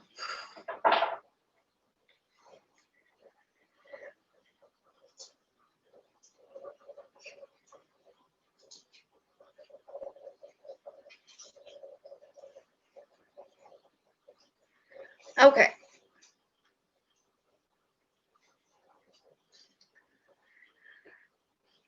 So Now I'm going to show you. My ball is mostly to the center. It'll be a little wonky, but yeah, my end sticks out a little more. It's not quite perfectly round, but it's good enough for our purposes today. This is the end with the tail I have not done anything with. I just tucked it inside so I could ignore it. Now, you've learned to add stitches and add width and depth to your project. Now we're going to aim for the ankle of your sock, as it were. So we're going to come in, and that is, from here on, we're essentially reversing what we've done. So where you would normally before have went through a connecting stitch twice, you're going to pick up two connecting stitches. So you're going to go through one connecting stitch, and then the next one over. Let's say, no, we're in our third row. So if you're in your third row, yeah, sorry. Okay, so your fourth row, your guys' fourth row should be your equator row. So 1 to 1. So on the fifth row, the row after your connecting stitches, or after your 1 to 1 equator, you're going to pick up, you're going to do one connecting stitch, and then you're going to pick up two connecting stitches together. So it's 1, 1, and 2. And if I can get my directions, see how there's 2 on that needle? You pick up 2 connecting stitches in place of putting 2 stitches through a connecting stitch. That makes sense, or did I totally confuse you guys? I'm sorry. That made sense to me.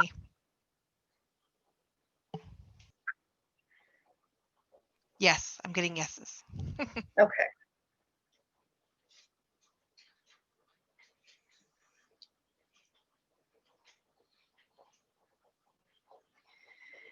And then from here, you're just reversing what you did since we're making a ball, right? So on the equator stitch, you've got 1 to 1. So as our first stitch, as we're bringing it in, we're going to take in every third stitch. The next stitch, or the next row up, you're going to take in every second stitch. And on the last row, you're bringing 2 stitches together all the way around.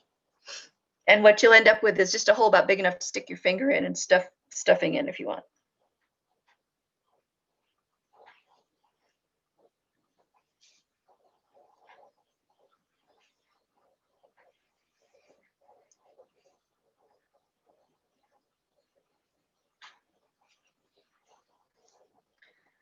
And my ball is not going to be round because my mouth has been running way more than I've been counting.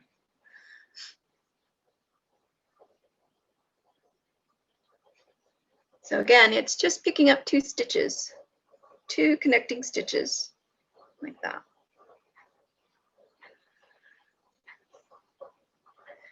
And that's how you bring in, and that's how you shape. So adding a stitch into your connecting stitches, adding stitches brings the piece out. Maintaining 1 to 1, you're going to have a very vertical shape. It's when you're going to go straight. Bringing your stitches in, grabbing 2 connecting stitches and bringing your piece in is going to narrow. And that's all there is in shaping. It's just deciding when it's time to bring it in, when it's time to make it bigger, when you just want a straight run. And again, that's experience. It's just the way it is. And even without the experience, if you goof it up, no big deal. It really isn't.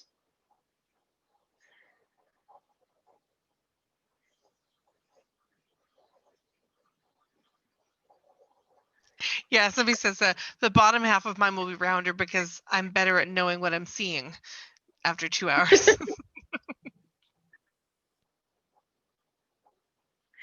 I did find that there's this really cool like flashlight thing that goes over your neck, and it has 2 lights, two adjustable flashlights. because I like to sit in bed and Nalbind while my husband's trying to sleep. And that helps a lot. So.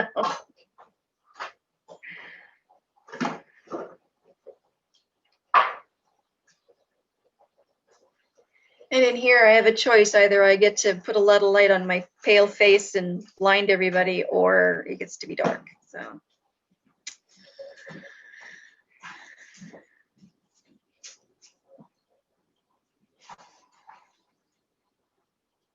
And if you goof and put 2 stitches in when you're meant to only put 1, it's okay. It's not really gonna matter in the long run. It's the overall effect that you're going for. And if somebody is looking at your piece so close and they start telling you, oh, you missed a stitch here, then you'd poke them in the eye.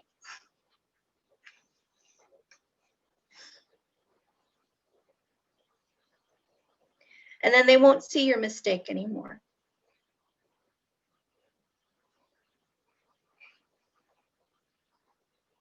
I think mine might end up being egg-shaped. But that's why if you start with like a Christmas ornament or an Easter egg, as you get used to, excuse me, as you get used to the shaping that goes on to adhere to that particular piece that you're working on, that gives you a lot of the experience you need to figure out how often you need to bring stitches in, how often you need to add stitches, and get a feel for your own hand and your own method. So grab a couple of cheap Christmas ornaments from the dollar store and just see what you can do with them.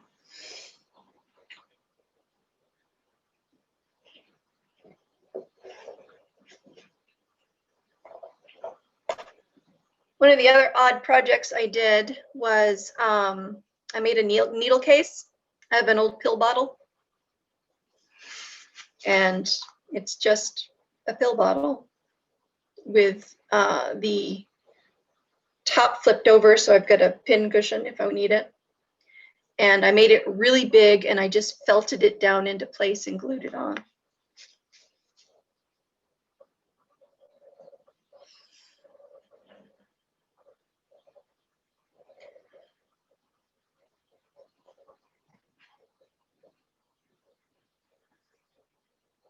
But if you wanted to say, Nalbind yourself a little net for your hair, you don't have to worry about the tension. You'd want it a little looser, right?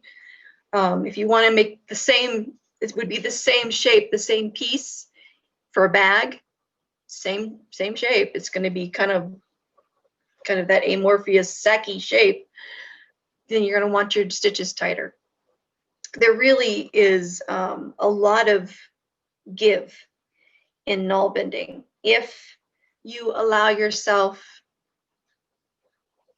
to not second guess, just go with your instincts. So we did have a question. Do you prefer to use worsted spun or woolen? Plied or singles? I kind of like the look of, just the spun stuff, but it's harder for me to get. So the worsted is just as easy to use, but it obviously is going to have a little more of a modernish look to it. Most of my stuff is done in worsted, come to think of it.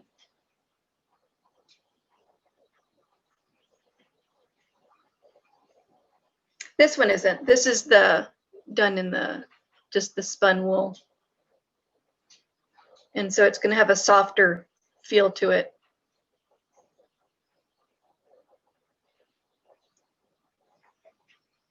I find that it's also a thicker yarn. One that has not been worsted. It's just easier to work with if it's just this nice. See the difference between my 2 yarns. This one is the worsted, and then this is just the regular ply. And it's going to be easier to work with. If somebody said they like to start people with roving, you can get it at Joann's. And then somebody says, thank you for having this today. I was very stuck before this. Oh, good. I'm glad I was helpful. I really am.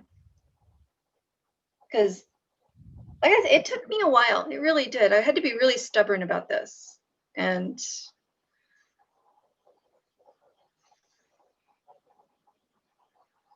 I just had to keep with it. So I've got a little cup going. Like I said, I don't think mine's going to be round. I think it's going to be more like an egg.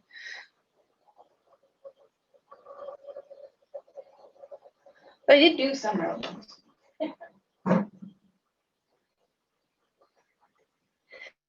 So remember when I was telling you about how many stitches you start with on the spiral, whether it's 14 or 9. So this one started with 9 stitches on my spiral. This one started with 14. See the difference? So 9 and 14. So it's those small little changes you can make that affect how big your piece is going to be.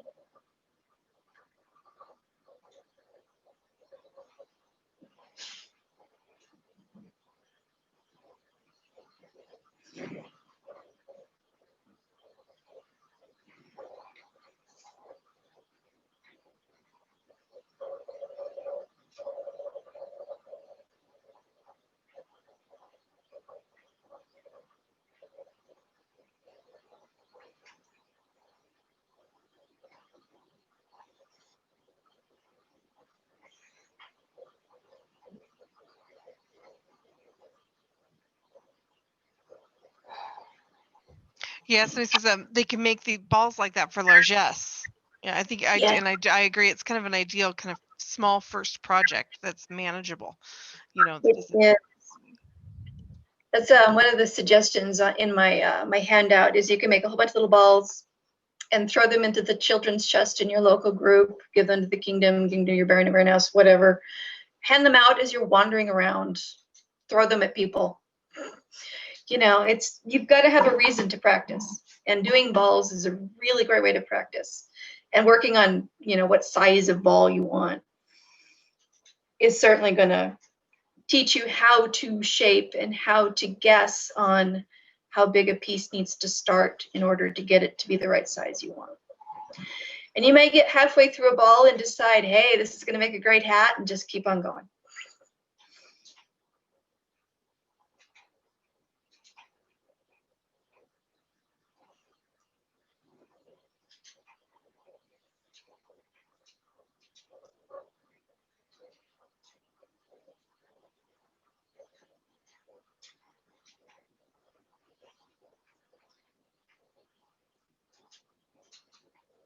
So again, as you get down to that last row and it's 2 to 2, you start bringing it in pretty tightly. That's when you want to take your fluffy cotton filling or whatever you want, your fiber, the thrown away ends. I've stuffed these into my balls before because God knows I have a bunch of them. All those bits of yarn you've jerked off and thrown in the floor, stuff those into your ball. It's fine. Nobody will know. Could somebody suggest add a caterpillar for a tail and then sew a face on for an animal? Oh, there you go. It's kind of a fun idea. You can chain off the end. Which, if you guys want, I can explain a chain real quick once I figure out what I have done to myself. Wow.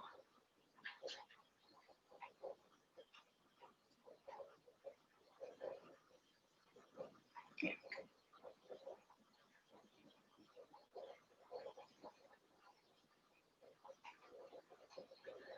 So a chain, instead of a spiral stitch, what somebody was just suggesting, is you come off your thumb, and instead of grabbing the connecting stitch off of your circle, you would just start stitching off the loop from the tip of your thumb. So you skip this part and just go right to the loop on your thumb and come through. And that'll start stacking the stitches and they'll come out. And that's how you run a length out to do, put a space in for your thumb in a mitten. That's how you prepare to add a heel to your sock.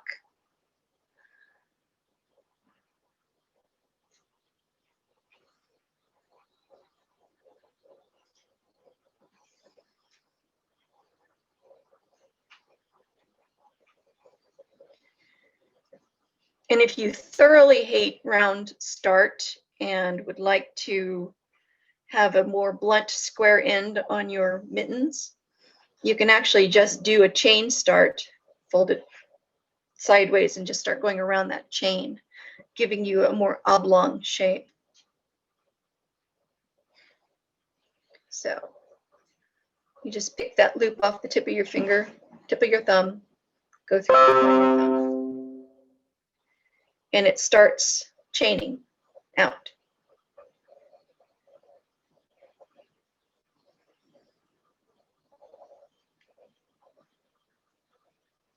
Yeah.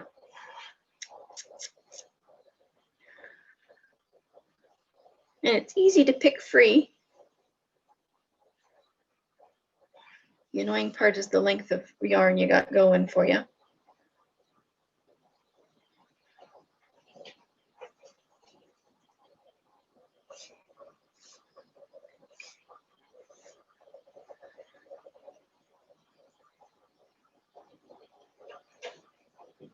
How far is everybody?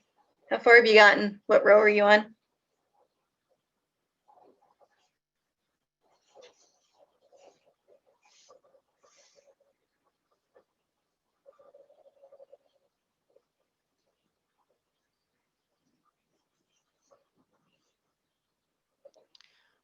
One person says they think it's done. Sweet. So if you've gotten to your 2 to 2 stitches, that final row, you've got a little hole in the tip. You can stuff stuff in there to make it your ball. And then you would close it up by just running your needle and thread around those top stitches and cinching them tight, pretty much like you did for the bottom, but in reverse.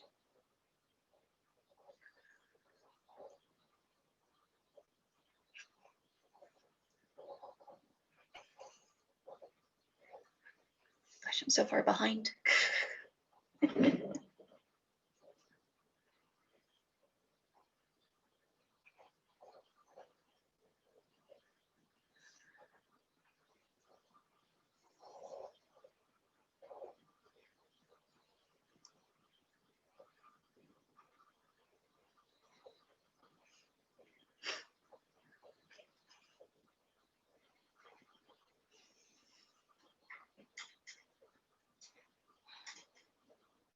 So I'm just gonna throw caution to the wind and close my ball up more and not worry about the shape of it.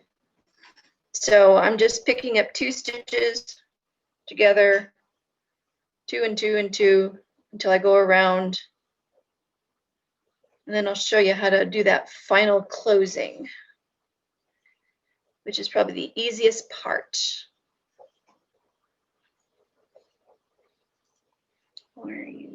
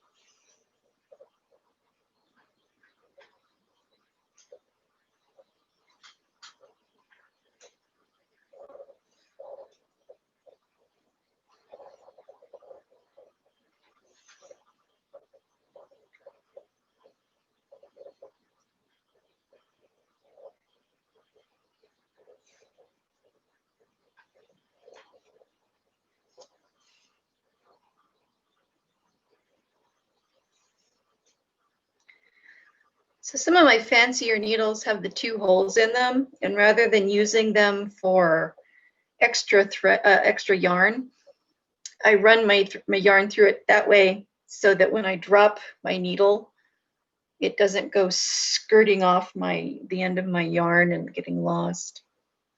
Or if I catch it and I like jerk it and it flings across the room.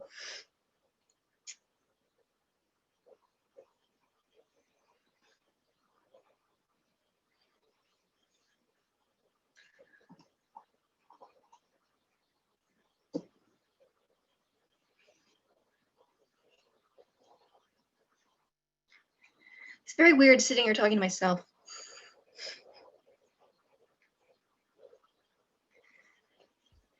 That is part of the oddness of online classes, I know.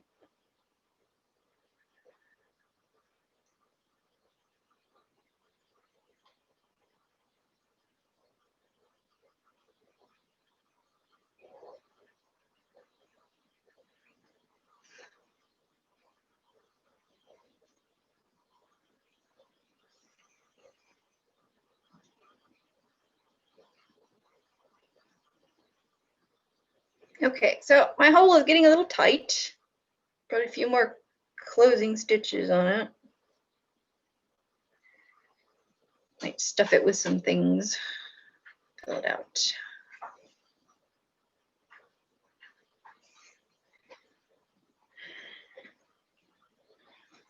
All right. Hook some polyfill in there. This is what I got.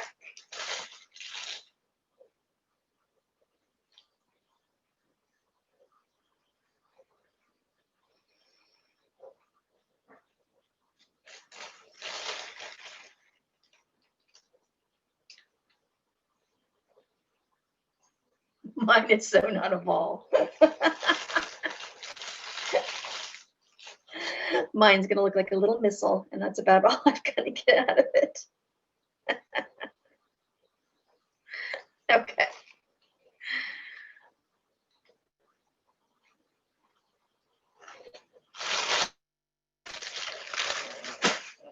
Okay, so here's my wad.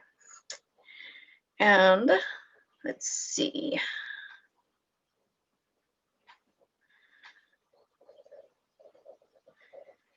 So I'm still doing the 2 stitches on that final row. I almost just did a finish stitch in that Oslo.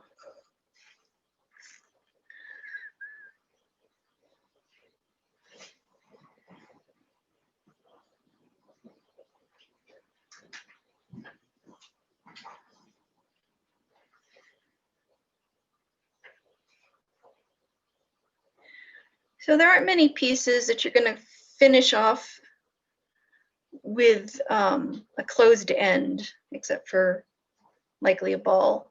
I don't suggest starting a hat from the hem up. I think that's more trouble than it's worth. So you're going to end up with a bit of mess like that. And these are the loops from thumb and the end of my thumb. And what I'm going to do is start tugging those into place and just tightening them down. Okay, so now I've got actually a very small hole. I've managed to do it pretty good. So if the hole is bigger than you'd like, then you can take your needle and run it inside your stitches and just cinch it up. Darn it closed.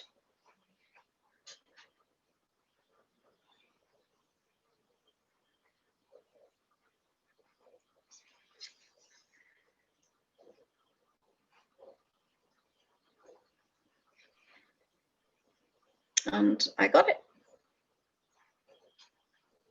So with something that's open end, like a hat or a sock or whatever, do you tension the final row more than normal, or Man, it wouldn't be the whole final row. What you would do is the last few inches, you can actually pick up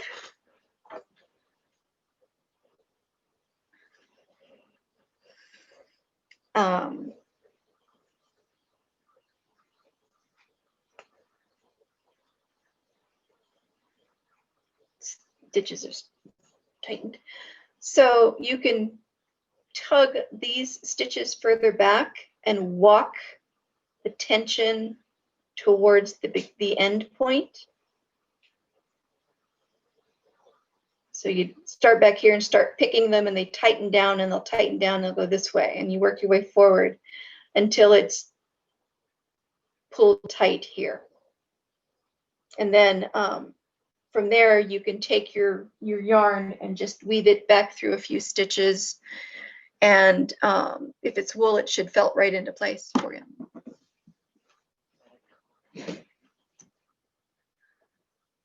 I love something that's easy to finish like that.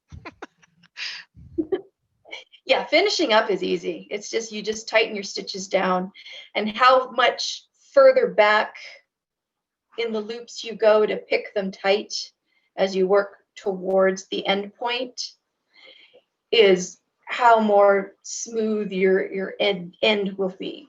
But every Nalbinding ends in a point. I mean, it's just going to end up somewhere because you're working in a spiral.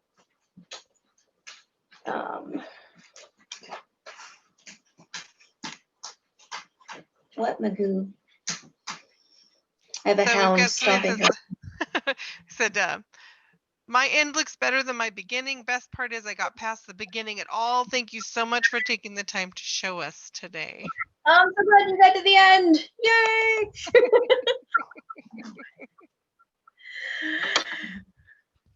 Because sometimes finishing that first thing is the win, right? And like I said, look, see, mine's not round. But I kept talking and losing my distraction. But it does look like it might be a perfect little mouse if it has the chain at the back and a couple of. It could be a little mouse. Yeah. Need some ears. Totally. It's about beehive shape, I think. Oh, that's true. So does anybody have any other questions? I see you.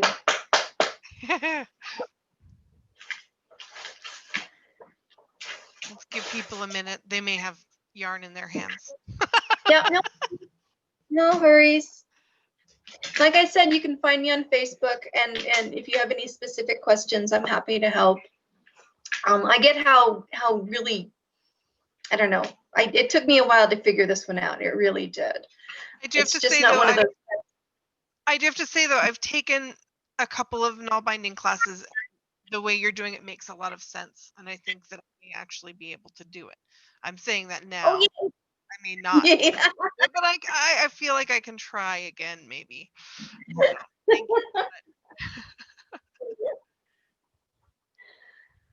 Well, hopefully, and like I said, the handout that I did was designed for you to be able to go back to it and remind yourself what I told you and what I told you to do and what order to do it in.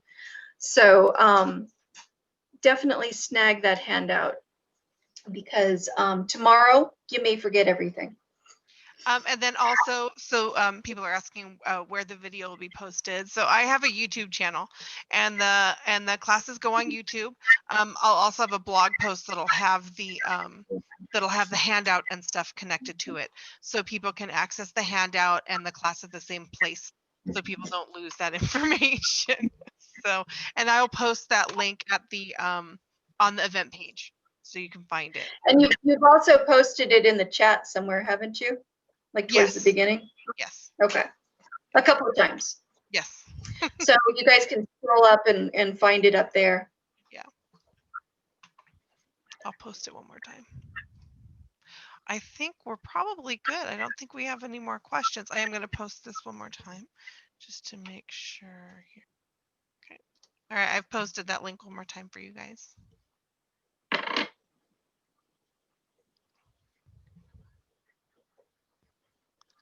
All right. Well, thank you so much for teaching today. This has been You are really welcome. helpful. I'm excited. I really So, hope it helps you guys. yeah, I had somebody say, this has been the clearest how-to I've been to. Many thanks, and good morning time for brunch here in sunny Australia. Oh, So, thank you so much for joining us. I appreciate that. I do.